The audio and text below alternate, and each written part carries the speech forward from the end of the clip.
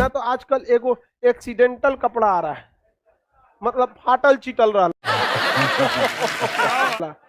जिस हिसाब से उसको फाड़ रहा है, आने वाले 10 साल में हमको भविष्य अजीब दिख रहा है।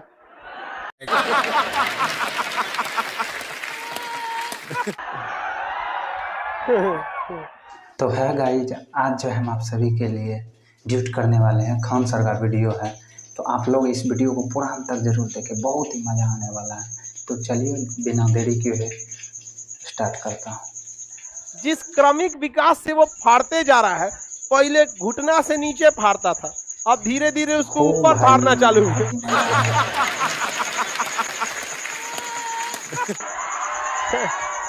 आने वाले 10 साल में उघारे घुमा देगा। क्या क्रिएटिव अच्छा, और आगे दिखा इस वीडियो को पूरा तो जरूर। क्रमिक विकास हो रहा है इस सब क्षेत्र में। पहले के वक्त पे पैंट यहाँ पहने जाते थे, अपने नॉर्मल आ गए। कुछ दिन में ससुरा पैंट को रस्सी से बांध के खींचेगा इसे।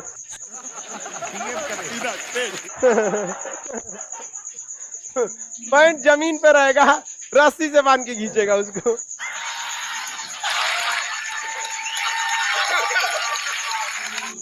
और खादी का कपड़ा पहनता कौन है आजकल?